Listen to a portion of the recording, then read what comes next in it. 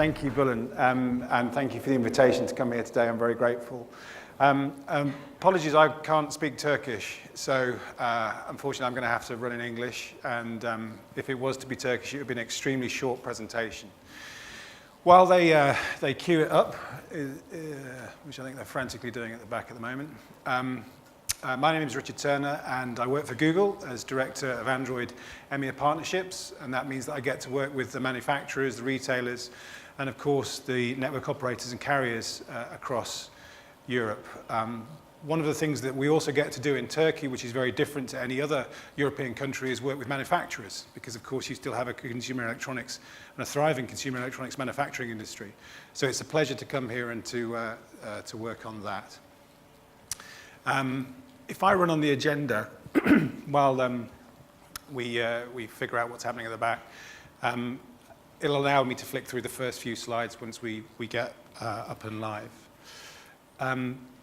First of all, the title for this conversation is The Future of Mobile. So that's a very small title, isn't it? Because I don't know any of you that maybe look back 10 or 15 or 20 years and think about what you thought mobile was going to be, you thought where mobile was going to go, when all we could do was talk and text. Oh, that's giving away all the secrets. But it's very difficult to predict what's going to happen. There we go. So let's get up to speed. Thank you, guys. So what I'm going to try and do is cover the story so far quite quickly, and then bring it home to Android a little bit and recap about what's happened with Android, where Android has gone over the last 3.5 years, because Android is really only 3.5 years. It was April 2009 when Android started. I'm going to risk it. How many people in the room have got an Android phone? If you could raise your hands. That's really good. Thank you very much for your custom. Thank you. And then I'm going to talk to you about Jelly Bean, which is the latest version of Android, although I recognize that all of those people here that don't have an Android, didn't put your hands up. You will have an examination paper at the end, and we will ask questions on Jelly Bean. I want to touch on Google Play briefly, which is about the ecosystem, summarize, and then I'm going to talk about future trends. Now, the smart people amongst you, and that means all of you, will recognize that you can't have a future trend. So that's why it's got an asterisk next to it. It's going to be a future projection. And I would urge you not to cash in your bank accounts and sell your house and place any bets on anything that I tell you is a future trend, because it might not happen. So, story so far. Mobile phones kind of started in the 80s.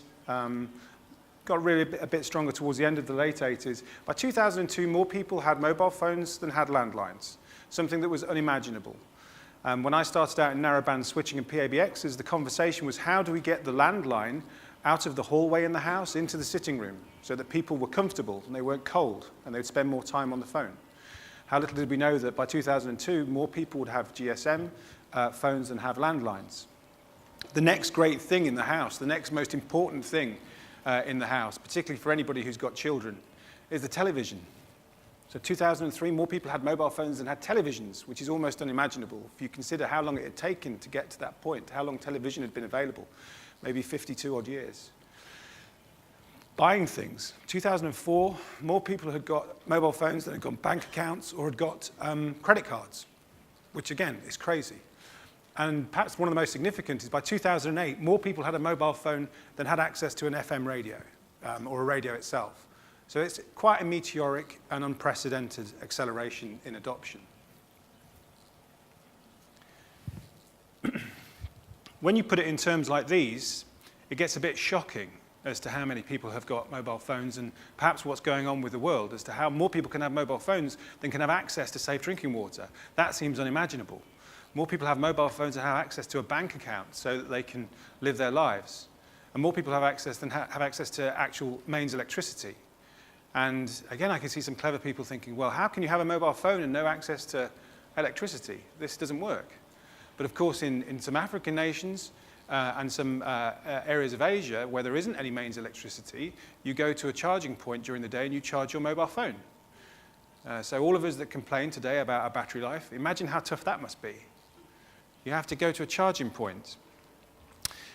that's because it's cheaper. It's cheaper to have access to a mobile phone. It's cheaper to go and use a charging point and then be in instant communication, constant contact with your friends, and more importantly in the developing nations, for business. So in mobile, we like to talk about generations. 1G, 2G, 3G, because we want you to compete. We want you to compete and be on 3G and have the latest device. It's a way of moving forward. But the interesting thing for us is that by 2010, 1 in 5 people globally had 3G devices, and it was more than 50% of people in Western Europe and in North America. So the adoption of data-enabled devices is super fast. 5G, is it going to happen by 2020? I don't know. Let's see what happens with 4G. But what I think is really exciting is for countries like Turkey, is that you don't even bother with all of the early stuff. You just go straight to the current data-enabled networks, and that gives me a much better service here than it does in London. I can only get 2G in my apartment in London. How is this possible? And yet here I'm fine. Roaming costs do apply, though. I warn you all. So we've done 5 generations in 30 years. So in one human generation, we've done 5 mobile generations, and it's not slowing down. Right now, as of today, apart from X Factor, I think that mobile is the widest spread technology on the planet. And I don't think it's going to slow down in the slightest, because the people who contribute to mobile technology are all of you in the room, because you make your decisions on what apps you buy, how you use your device. And consumers are shaping mobile technology more than they've shaped any other technology in the world. For a lot of people, it's their first, and in many cases, their only access to the internet, to the World Wide Web, is to go through a mobile device. And just using phrases like that, World Wide Web, it seems really old-fashioned, doesn't it? Or the internet sounds kind of dusty. The web, the net. It doesn't matter, does it? Now, it doesn't actually need a name. It just is. And for most people, the first way they get access to it, particularly young people, and in Turkey with a massive young population, their first access is going to be through their mobile phone. And that's really exciting. So a few points about being constantly connected, the point I was just trying to make. You know, it's not just me that makes mistakes with this. Today I've been very good, and I've put both of my phones in my bag at the back of the room, so there'll be no buzzing and text messaging to remind me to get milk on my way home as I stand and talk to you today. But Nicolas Sarkozy, he was caught in a head of state meeting texting. I'm not sure that is exactly what he was texting, but he was texting in a head of state meeting with Carla Bruni. It could be. Now, poor old Barack Obama saying that he's still clinging to his BlackBerry device back in 2009 before he took over in office. I think hopefully he's switched to an Android device by now. I'm sure that's what got it out of his hands. But 36% of people say they couldn't live without their mobile phone. Now, there's a statistic over here on the bottom left, which I think is from the UK, which says that 10% of under 25-year-olds think it's okay to text whilst making love. Now, I know for me that would be a distraction. But for young people these days, they're used to being constantly connected. They're probably posting pictures on Facebook at the same time, creating a new circle, share with my circles. But they don't have the same preconceptions that we do about when to be connected and when not to be connected.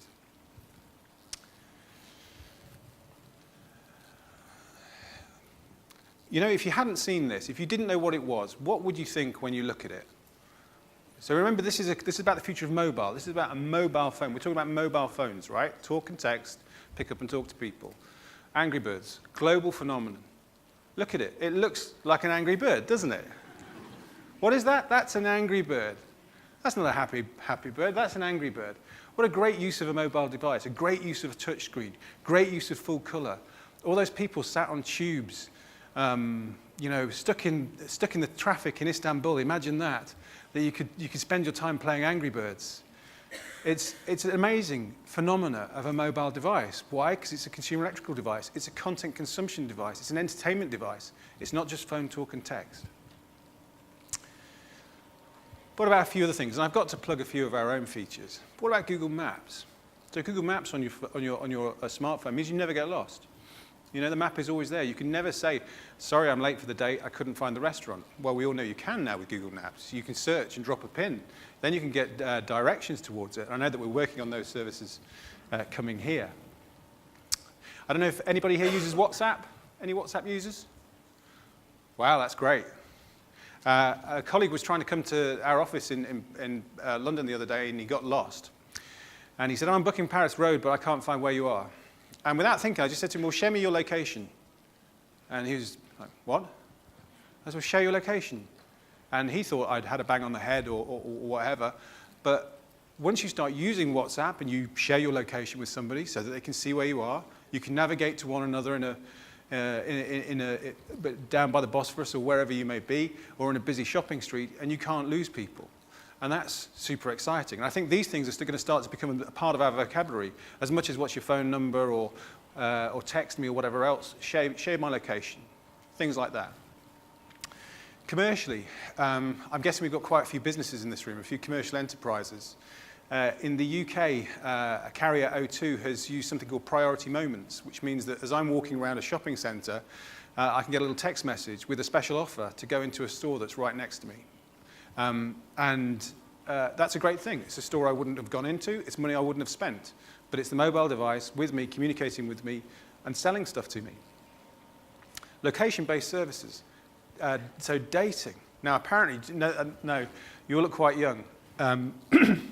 But back in the late 80s and early 90s, there was a lot of internet dating, which is great, right? Because it's anonymous. You can put a picture of yourself up from 10 years ago. It's brilliant. You can get away with anything.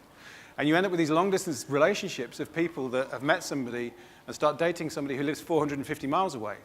And it doesn't last. Who could have seen that coming?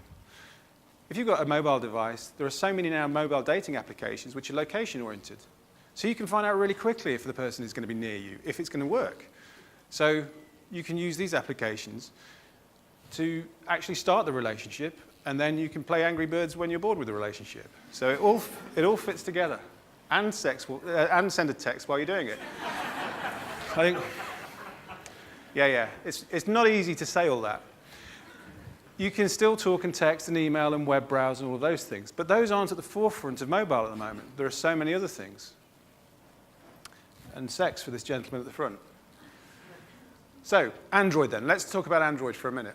I'm not sure if any of you guys went to Mobile World Congress. Mobile World Congress is an event that takes place in Barcelona each year where all of the mobile industry comes together, carriers, manufacturers, developers, writers, bloggers. And we started there a couple of years ago, and we had a little stand to demonstrate Android. Of course, we don't sell Android. We have no product. This is to demonstrate other manufacturers' devices and other developers' applications. I thought this is a good way to look at where Android sits. We need some sound.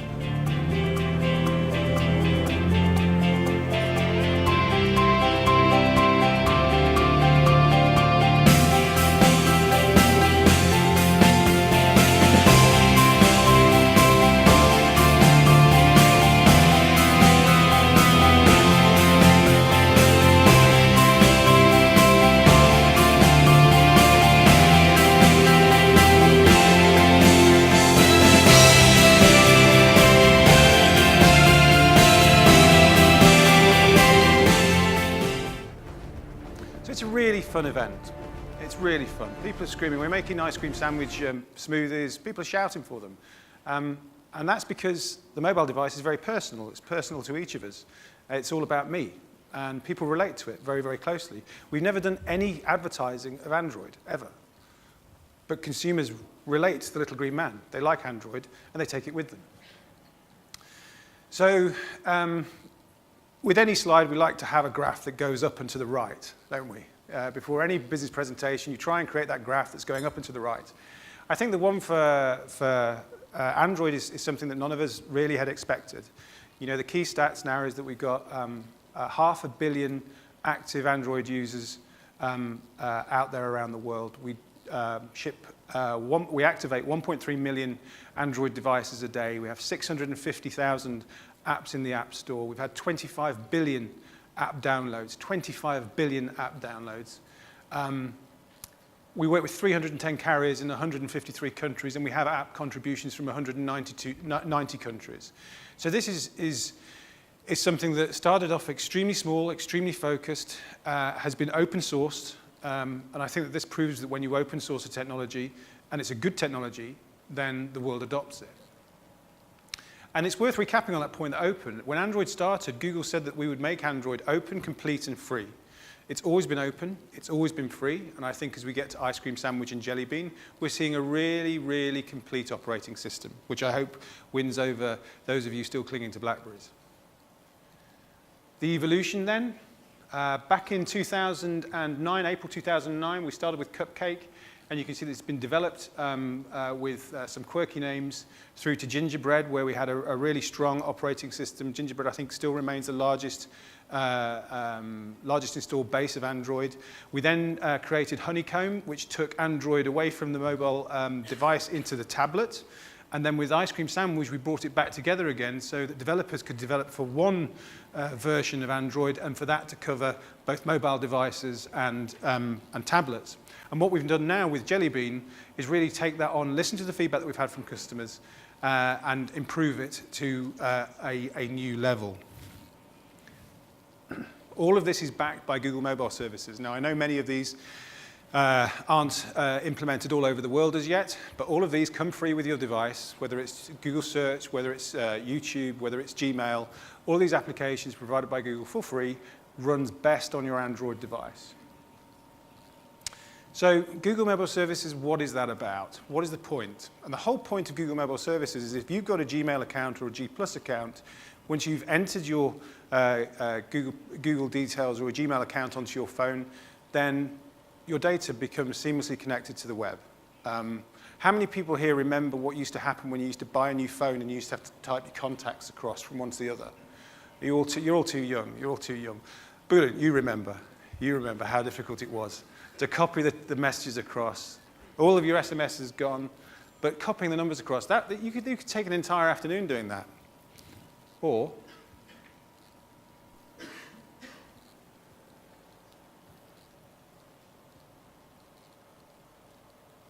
we need some sound.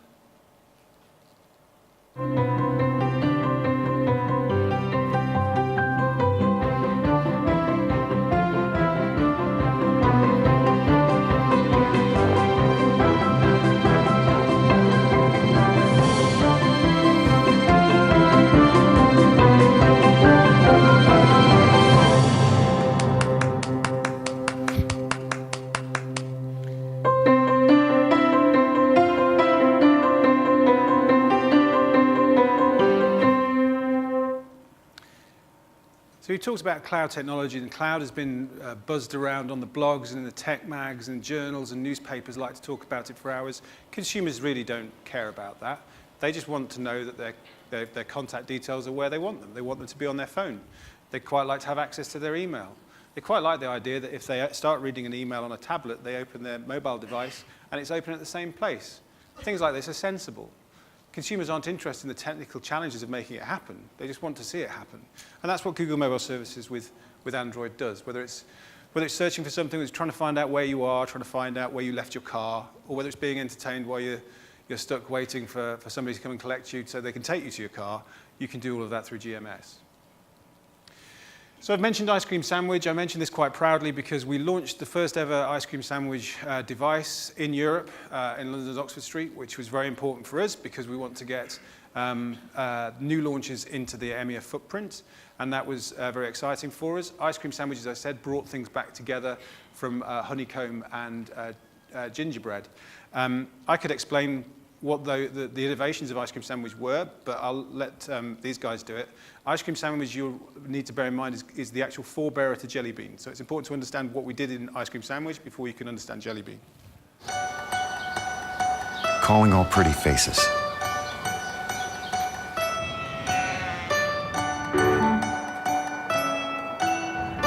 All visionaries. All pass-it-alongers.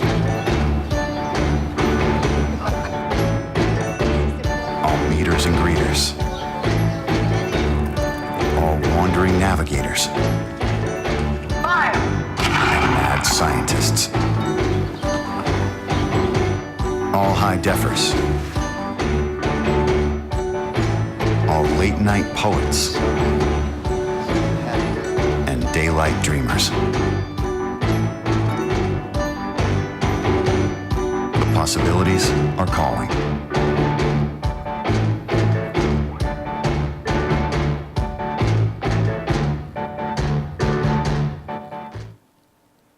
So with Ice Cream Sandwich, we took a real run at innovation and bringing things like face unlock, some of the voice recognition, speech-to-text services, camera with panorama mode built in, something that some of our other competitors are just catching up with now a year later, which is always good.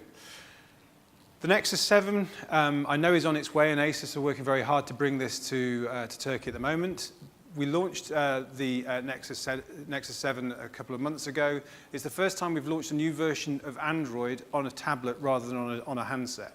So this was quite a step for us. And Eric and the team are on record of saying how important the tablet is for us. It's something that we think is a great way to augment mobile devices and to bring much better access to apps and the internet and content and search. And I know that through the FATI project, the rest of the world stands watching with great admiration to see what is happening here in Turkey. Not just the fact that the Turkish government are looking to invest so much money in their education system, but also that it's very intelligent, clever investment because it requires internal investment by the manufacturers. So that's a very exciting project for us, which Google and Android are thrilled to support. This year we've also made a change to the Play Store. So it used to be called Android Market. We've changed it to the Play Store, and that means that you can buy apps, you can buy films, music, movies. You can even buy hardware and devices through that. Now that's not available everywhere across EMEA at the moment. We've had to start in a few countries. So we've done US, Canada, UK, Australia, Japan, France, Spain, Germany, also Japan and Korea, and we're also working to expand out our footprint. But it takes quite a bit of time. We're very ambitious, and we'll get all markets covered as quickly as we can. Some things are beyond our control because we have to work with the license holders, and sometimes that can take a bit of time. So, Jelly Bean. What is going to be in Jelly Bean? First thing is the user interface. So it's great if you can do high-def games. It's great if you can take great photographs. But unless that user interface is really slick, as slick as some of the others that we've seen in historical times, the experience is poor. So we've invested a massive amount of time, effort, and money to make the experience of moving transitions between screens super slick. The official line is that we took a microscope and we really dived down into it and created a really buttery experience, a really smooth experience between the screens, which I think you'll like. We've really improved notifications. So you know notifications are these things that we've been doing for a few years where you pull down from the top of your screen. I'm sorry for the non-Android users that you don't already do this, but this is what you can do with an Android device. You pull down from the top, and any text messages you received, any voicemails, any missed calls are brought up there. Now, on some alternative systems, you just get told 2 text messages. Here it will show you, and it will help you navigate those notifications and decide to take some actions right there and then. Do you want to reply? Do you want to delete? And so on. Widgets are our windows to content and our own information and our own communications on Android. And there are 5 home screens on Android devices, so you can customize it entirely to your own preference of where you want to have your widgets. What we've done with Jelly Bean is made them sizable and also made them intelligently sizable. So as you resize your widget, the other icons on the screen will move around automatically and look good by the time you've finished. Photos, I'll come back to photos towards the end. But one of the things with photographs now is that it used to be that, does anybody remember mobile phones before they had cameras built into them? I can't believe it, sir. You don't look old enough. But they used to not have cameras in them. It just used to be a phone. And then it was a phone that would also text. And then it became a camera. And I've done some focus groups with consumers, and you ask them what they use their phones for, and it's 5 things often, feature phone users. To talk, to text, to keep people's phone numbers in is their contact book. They use it as an alarm clock, and they use it as a torch so they can find their way to the bathroom in the night. And this is what feature phone users still use their phones for. For smartphone users, it's also become their digital camera. Now, what we're doing now is taking this further to the next step, which is you don't just want to take a picture, you want to share it straight away. You want to share it with your friends, share it with your family. You know, your daughter just took her first steps walking. That can be taken and instantly shared. And not just instantly shared with the application partners that we prefer, but with the application partners that you prefer. So if you decide you want to do that with Twitter, or if you want to do it with Picasa, then you can do it. It's all there. It's not limited. Anybody that's used a smartphone keyboard with a touchscreen will know that sometimes it's not easy to use. We've invested a massive amount of energy and effort to make sure that even people with big fat thumbs like this can type effectively and quickly.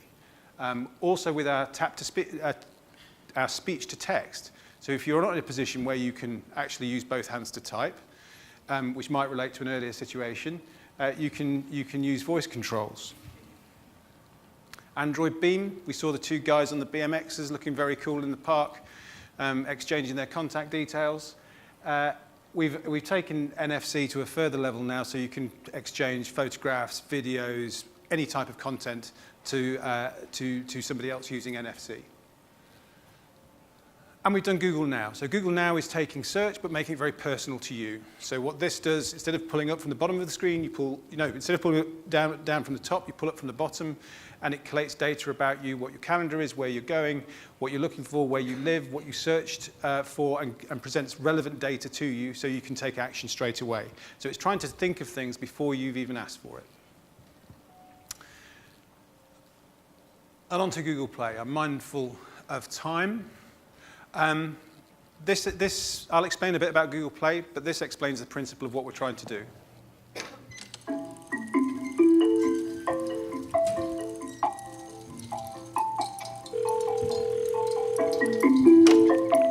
Google Play uses the power of the web. So you can buy a song on your laptop, and it's instantly available on your phone.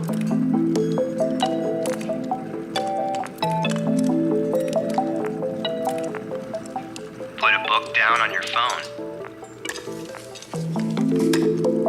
and pick up right where you left off on your e-reader.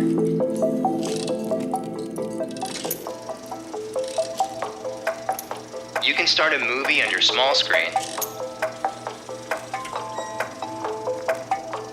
and finish it on your flat screen monitor. And if you buy a game on your desktop, it will get to your tablet before you do. No cables, no syncing, no storage costs. Just pure entertainment, anywhere you want it to be. Because it's all simply here.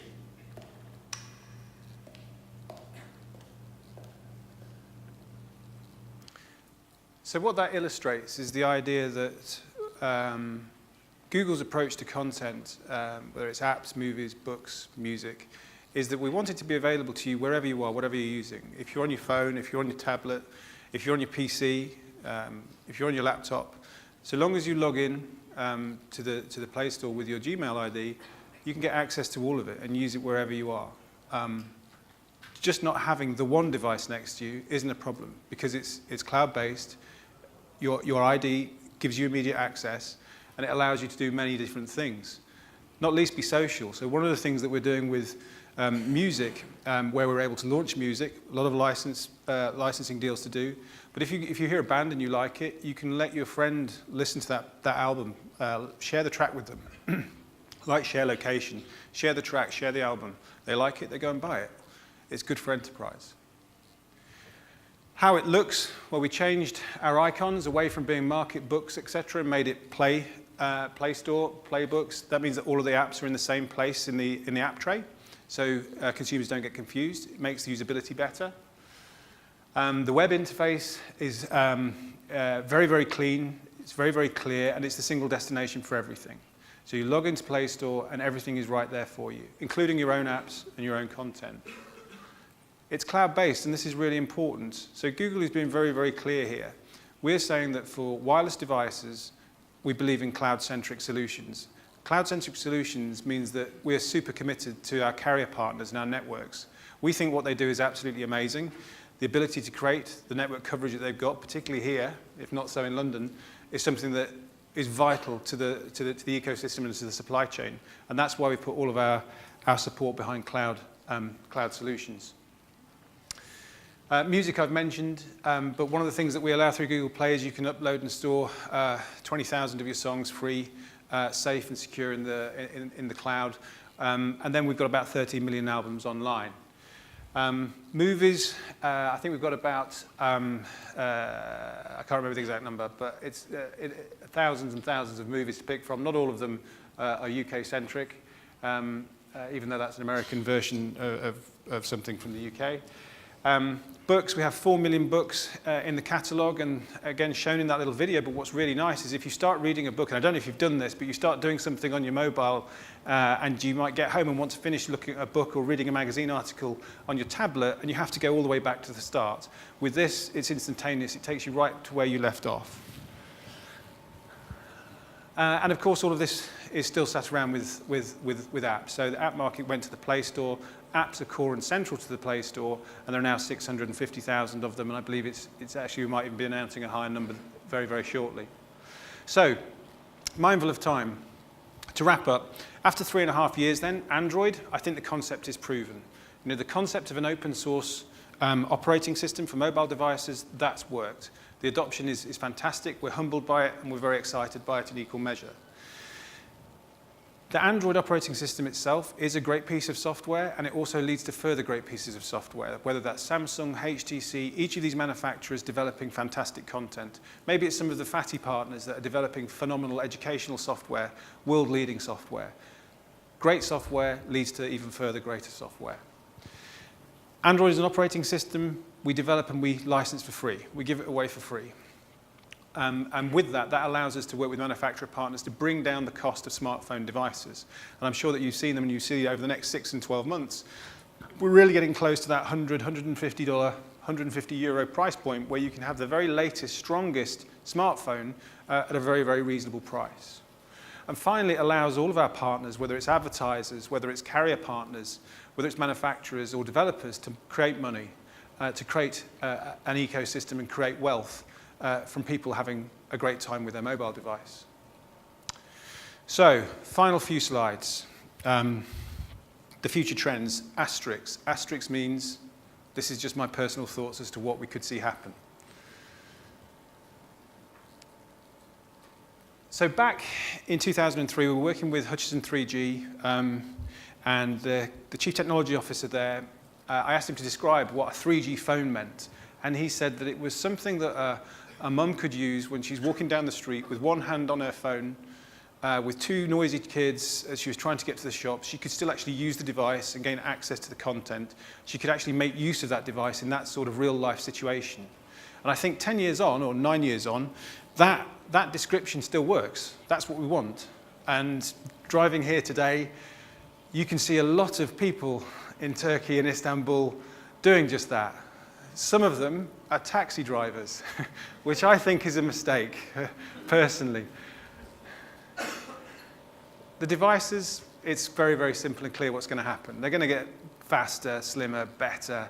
They're going to have they're going to be lighter, but they're going to have a bigger battery. They're going to be more adaptive to what you're doing. You can see having kind of transformer devices in future years, folding screens and all of those things. That hardware innovation is an electric pace, and it's all going to come very quickly. But at the same time, I think, there's an aesthetic that's wanted. We don't want ugly phones, because it's not just a piece of technology, it's a piece of fashion. It's something that we want to feel comfortable about when we put on the side of the table in the restaurant, particularly if you're sitting in a place as fashionable as this down by the Bosphorus. You want to be very careful which phone you put out there. And an Android phone is obviously the best phone to put out, but they're going to be increasingly interactive. As you saw with the Google Glass demo, being able to ask questions, being able to make suggestions for the device just to learn and act upon them is really important. That education piece about the device learning what you want, where you live, how do you get home at 3 o'clock in the morning? Wouldn't it be great for the device to tell you? I think that would be fantastic. I don't think we're too far away from it. Most importantly, it's going to continue to be personal. It might be a Galaxy S3, it might be a HTC One X, it could be a Galaxy Nexus. whatever the brand, it's always going to be very personal to you. So there's a little exercise I do at this point, which is where I ask everybody to get their mobile phones out, to unlock them, and then to give them to the person on their left. And it goes really well until you ask them to give the phone to the person on their left.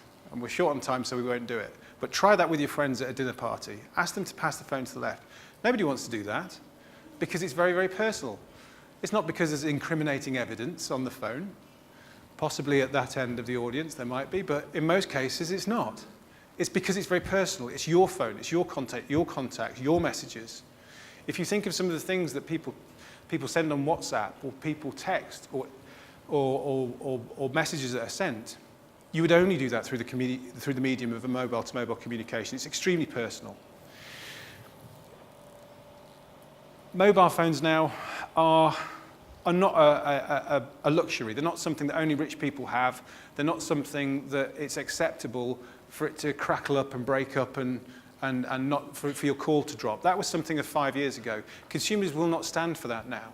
It has to be super reliable because these are the primary computing devices that people use. Sorry. I think there's a final couple of thoughts. I think it's a point to stop thinking about mobile devices or connected devices or or cloud or any of those things. It just becomes, an access point to your friends, an access point to your life, an access point to things that have happened in your life, and an access point to things that you're going to be doing. And I think if we stop thinking about it in terms of being a mobile phone and start thinking about it as just being part of our life, then it starts to make a great deal more sense. Try living without yours for a week and then see what happens. I think this is a good example to kind of wrap up on. I've never really liked anything as much as I like being a dad. I mean, the first week after we brought him home, I went way, way overboard with the pictures. Even his mom was like, "You need to chill out, man." I just didn't want to forget that stuff, But then I did manage to forget one thing. My phone in a cab. The phone was whatever. I've lost like a million phones, but this time it was different because it actually mattered. Every photo I'd ever taken of him, I'd taken on that phone. And they were just gone.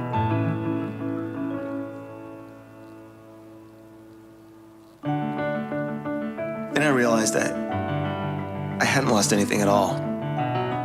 They were all still there.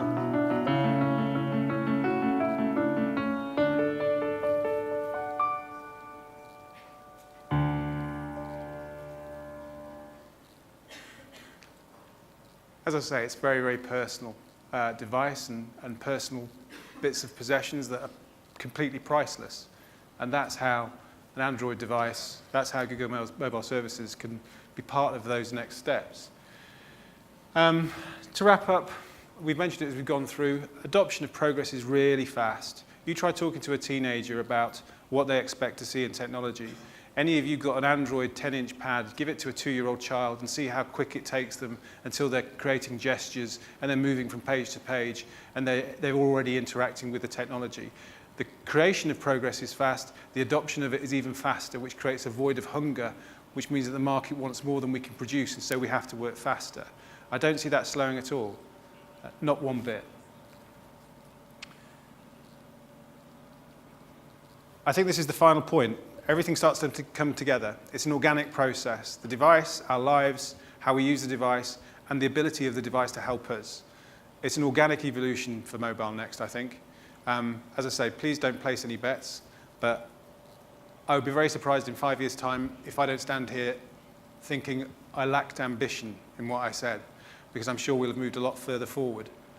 So the question that Bulent put to us was, what is the future of mobile?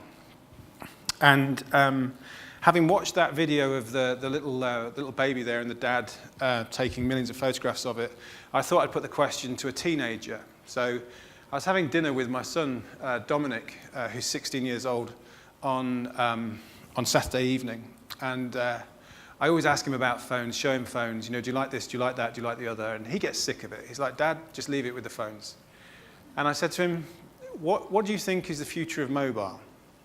And he thought about it for a second, and he replied, and on that thought, I'll leave you. Thank you very much. Have a good day.